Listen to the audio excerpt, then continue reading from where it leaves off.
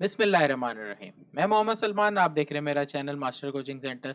Student, आप कैसे हैं? उम्मीद है आप सब खैरियत से होंगे, आपको अच्छे से समझ आ रहा है। कोई भी क्वेरी वगैरह है, कुछ भी है, अगर आपको पूछना है, आप मेरे चैनल पे कमेंट कर सकते हो। मेरा कॉन्टैक्ट नंबर नीचे आ रहा है, मुझसे कॉन्टैक्ट करके भी पूछ सकते हो। काफ़ी स्टूडेंट पूछ रहे होते हैं, क्वेरी होती है वीडियो के बाद, तो मैं उनको क्लियर कर देता हूँ। आपको भी अगर कोई क्वेरी आ रही है, आप मेरे चैनल पे अगर न्यू है तो सब्सक्राइब ज़रूर करें।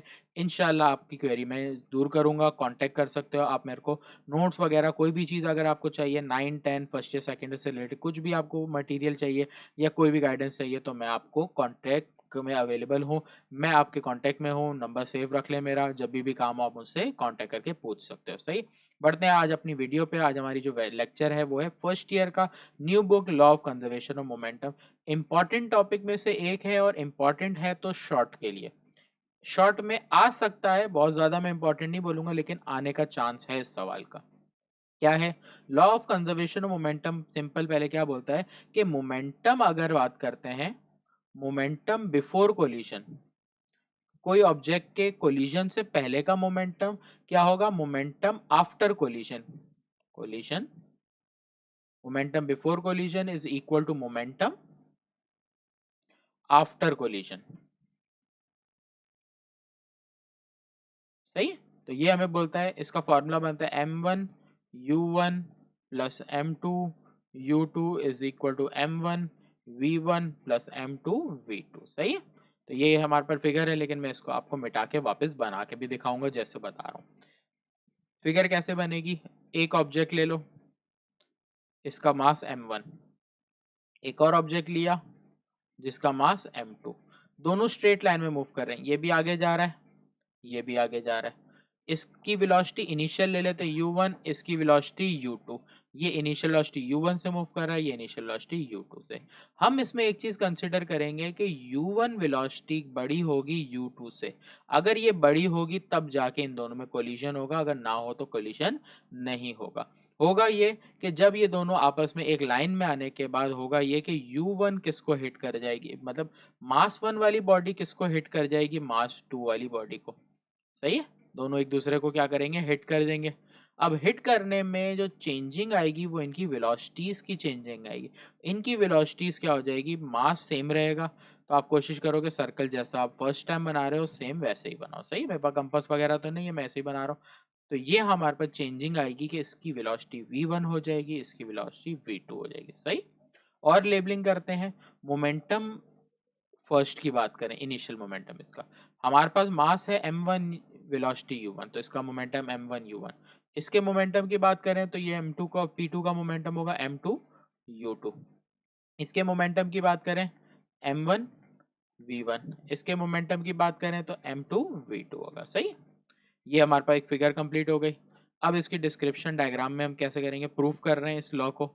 Law of conservation linear momentum of two collision body. Let us consider two bodies of masses m1 and m2 moving in straight line with initial velocity u1 and u2 as shown in figure. When two bodies collide they experience a equal and opposite force on each other, जो according to Newton third law होती है, as shown delta t as shown in the figure.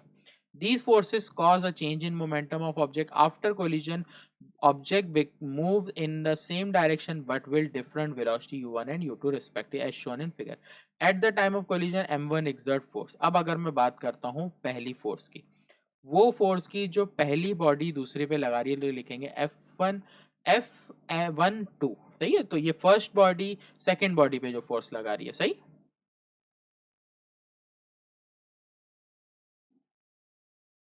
ये हमारे पास बराबर किसके हो जाएगी? अच्छा देखो किस तरह की, ये इसकी फाइनल वेलोसिटी सेकंड बॉडी की चेंज करेगी, तो ये हो जाएगा m2 v2 minus m2 u2।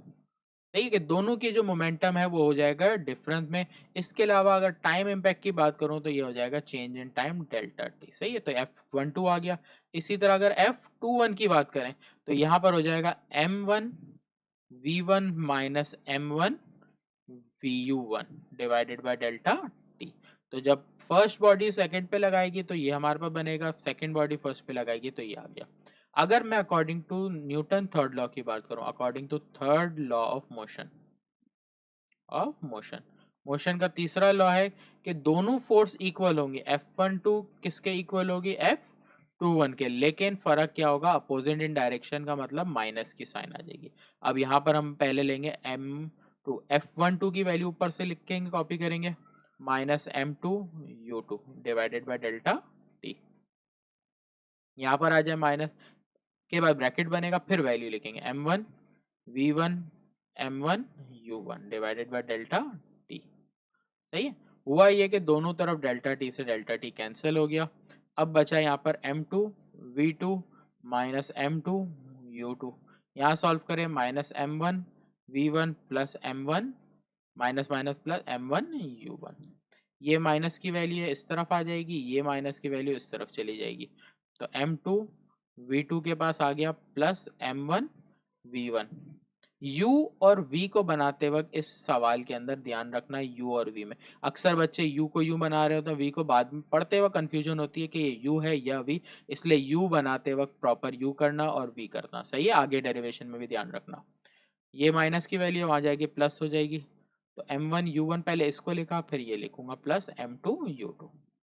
Arrange करूं तो हमारे पास होता है M1 U1, पहले इस पार्ट को लिख रहा हूं, प्लस M2 U2। अब मैं इस पार्ट को अरेंज करके लिखूं तो M1 V1, पहले इसको लिख रहा हूं, फिर लिख रहा हूं M2 V2 को।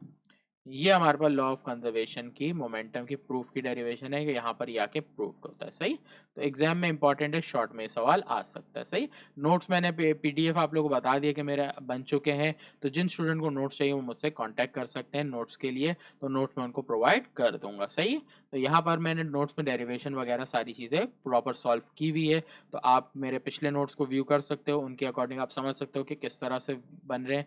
मेहनत बहुत लगती है नोट्स बनाने में, इसी वजह से मैं यहाँ पर अवेलेबल नहीं कर सकता इसको। सही, तो जिनको चाहिए मुझसे कांटेक्ट कर ले, मैं आपको बता दूंगा, आपको नोट्स वहां से प्रोवाइड हो जाएंगे। तो इंशाल्लाह नेक्स्ट वीडियो में मिलते हैं, अपना ख्याल रखिएगा।